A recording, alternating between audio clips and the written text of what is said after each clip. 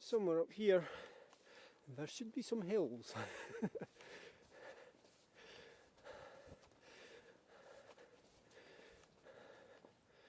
So I normally access a totally different route. Don't normally park from behind. It's just somewhere we occasionally fly. Big issue is the SID laws, still capped with clouds.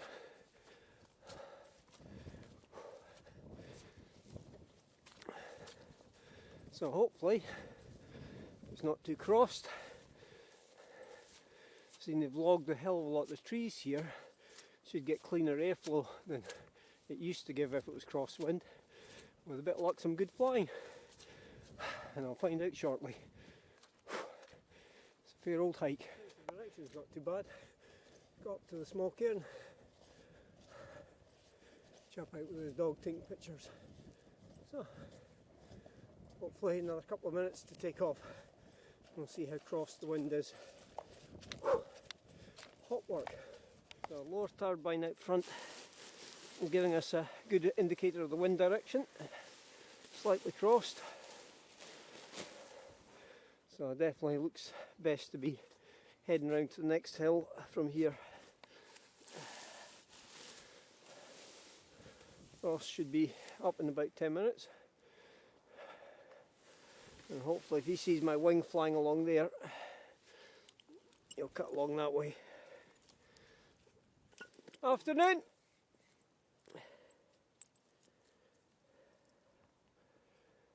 Yeah, that thermic cycle feel to it. You're a lot better than the SID laws, you've got sun here. Ah. Yeah. I've probably flown here about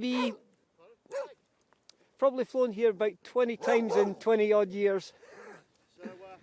So, how are you going to get back? Well, with this wind direction, as you can see from the front turbine, it's slightly crossed. Yeah. So I'll probably fly across to the other hill. It's got a better face for it. But I've not. You're going to sort of do a running jump here?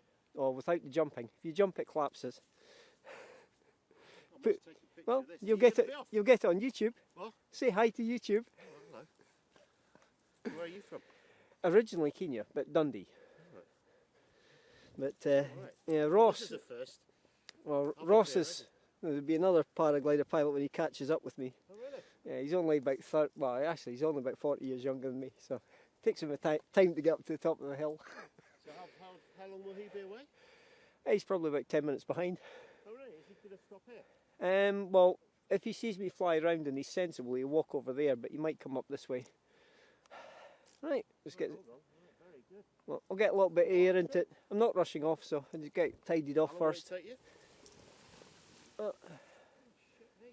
Like, about that length You're of time. the first person I've ever seen up here. Well, I just lived down there at the bottom of the hill. well, the White House. since they've logged. Oh, came across from Canada Yeah. to spend 3 days with me. Tremendous. But yeah, so today it's an interesting mix. Very good. Well, there we are. That's Tip made my toe. day, Oh, that. thank you, Brian. What a treat. Let's see if we've got some good filming. Take stills off the video. Your house. So, the aircraft does the work. Yeah. So it needs not just to be above me, but slightly Yeah. in front of me. Oh, really? So if I was to run Yeah. committed, Yeah. I'm ahead of it. Not good. Is there enough wind today? Because Yeah. the turbine's not Yeah. moving at Well, all. that one's not, but the other one is. It's mainly thermal action. So that bit changed there. That's just a wee thermal. So they're lazy. Yeah. Let it settle. Recheck the airspace. Just wait, get it clear of that. You're actually going to do the business, are you? Oh yeah. I'll just do a little flight. So just waiting. Waiting. It's still soft. I'll do a tiny wee flight and then I'll come back up because Ross will need to know what to do. So there, that's very soft. So if I go off like that, it might go down. So just wait and let it settle. See how close I can judge it. So what you want to do is go off into lift. So next time there's a cycle and the wing's feeling nice and solid, then I can just tiptoe and go. And how long can you stay up in one of these? My longest flight locally here is 4.5 hours. And that, sorry, that's Lundy Crags at the Gask, which is just over there. And how far what's the furthest you go to the radio? I don't do distance, but the world record is standing at about 700 kilometres. UK records are over 200. What's the furthest On a good day, you could fly wherever you wanted. I mean, I've never seen you around here. yeah. And I'm walking the Yeah. dogs literally every day. Best height above takeoff I've had in Scotland, I couldn't go any higher because it was controlled airspace at the weekend, was a mile, 5,500 feet. So just waiting for, see the bird circling? Yeah. So that's a thermal. It's not a very strong one, but see how he's gaining very slightly. Yeah. So when that track's in here, lazy and efficient, and the more I can have the wing above me, the better. So at the moment, you see I'm losing a lot of ground. Yeah. If I set it up on the lip, as I did before, then it's got the best chance of catching the air. But the absolutely crucial key with paragliding is the lazier you are, the less you do, but just the right thing, the more you achieve and the safer. So I presume the worst thing that could happen is you just sort of float back to earth if you actually stop. Pretty well, yeah. Come on, Meg. Come on, Meg. Do you want one? Meg. Meg. Meg, come on. You need to watch that one. That one's fine. Come on, Meg.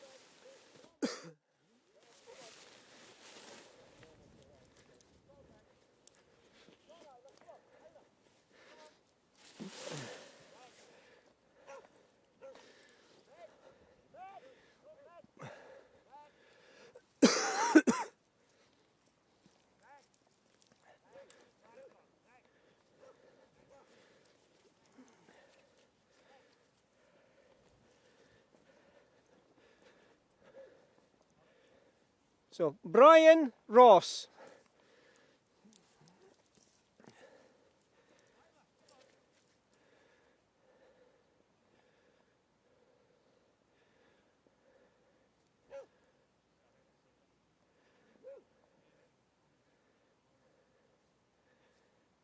And very kindly, Brian has said we can park at his house. So I can park the pickup there on the odd occasions we're here. Right, so there's just a touch more breeze. I'll just get it clear of your poles, let it drop, and then resurge. Okay. Now it's up and flying and tiptoe. Just nice and gentle, lazy. Launching!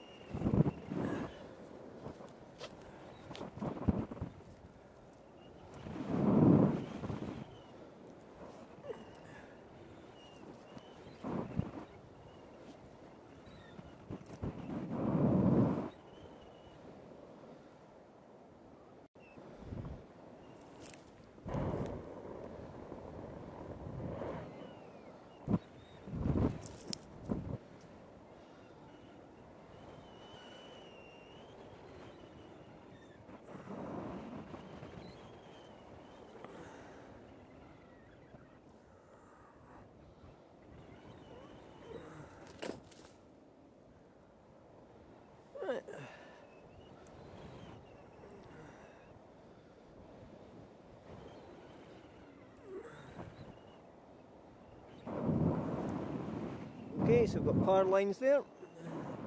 Also cutting down. So I'll cut left to clear.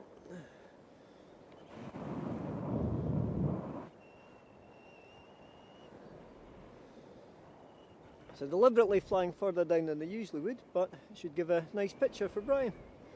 There we go. Right, cut back, save a bit of the walk.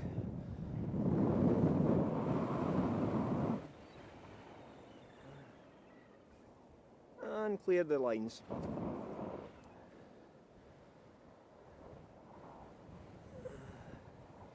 Remains of a bit of a fence. Yaw the wing round. And down.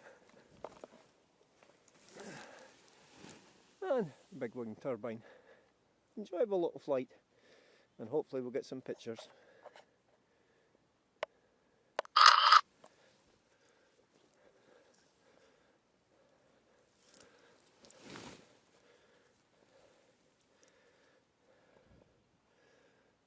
Checks.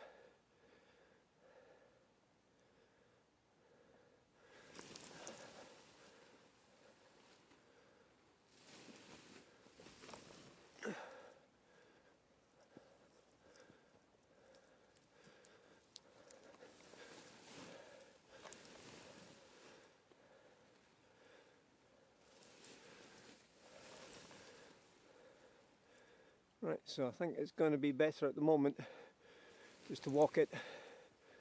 Not enough here.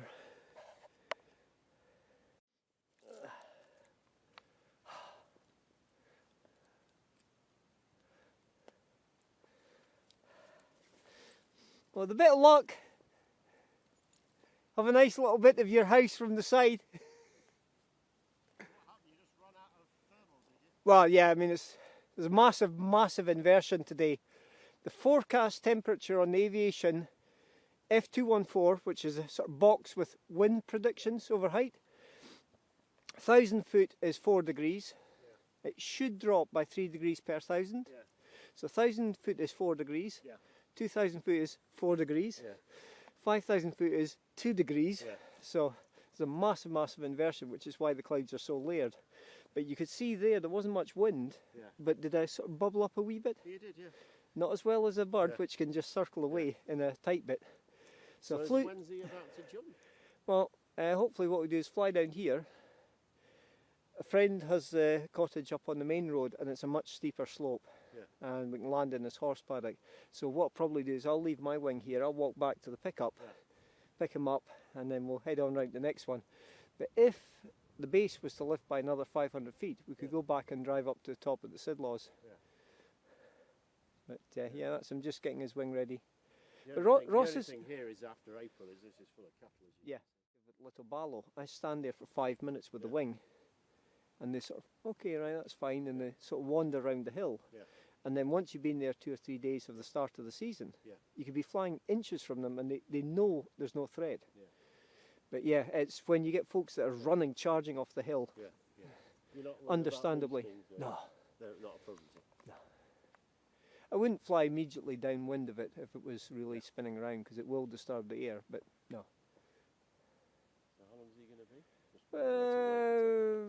be? Ross, assuming he gets a good takeoff, he's only been flying about 8-9 months now. He's over 100 hours, so I mean, he's way ahead of the curve.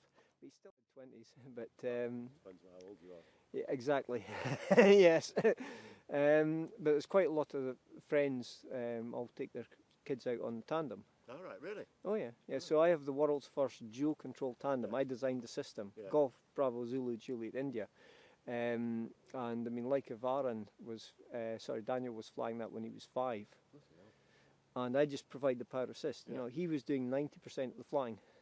You can go out and fly for hours. There's one of the farms, the back of the Sidlaws, we fly there as well, and years ago I spent 8.5 hours one day. All I was doing was just tandem flying virtually every day from every farm. It's great for goodwill. Yeah, I'm sure it is. Yeah. Save the battery. There's a bit cycling past us just now, a slight change. You'll have a wee bit more up there.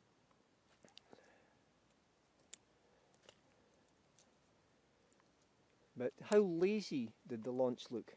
Did it just... I'm not an well, I mean, did it look like it was just sort of tiptoe, floating off? And that is the absolute key. Pretty well everybody else gets committed launch, run! And they wonder why 40% of their accidents, injuries and deaths are at takeoff. Yeah. Physics is the law.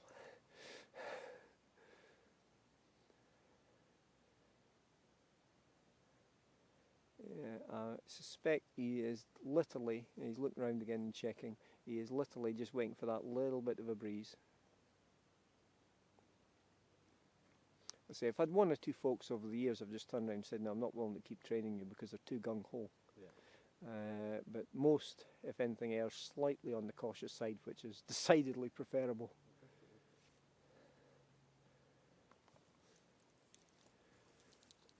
So you're not into jumping out of aeroplanes, you just do this? No. Strangely enough, I got invited for loads of free jumps because I used to put a lot of work to the way of Skydive St Andrews. Yeah. So I had a standing invite for years. But no, I'd rather fly the aircraft than jump out of it. So I've flown Cessnas, 152s, Aerobats, Katana, which is a very nice aircraft.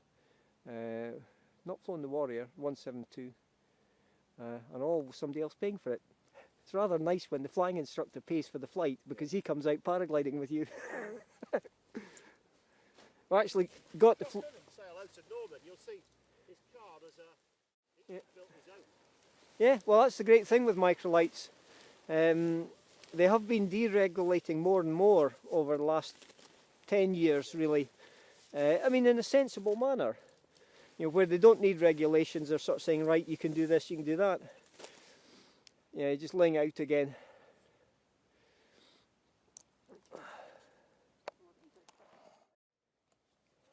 Nice. And just lean a wee bit there, wee bit lift. Over that wee bit, yep, good. Yep, see the lean rather than hands. If you use the hands, it's a bit like driving a tank. Drag makes you turn. If you lean, it's much more like a motorcycle and much more efficient. Right turn, good. Yep, and he's transiting to upright so that when he comes down he's got the undercarriage ready. Now if he doesn't do what I've been trying him not to do, you'll keep the speed on. Wee bit early on the brakes, but not too bad. Yeah. See, yeah. Don't look at it, don't look. Safeties, and it just drops. Very nice. So I'd give him 8 out of 10 for that. Very good. He's giving you 8. All right, nice.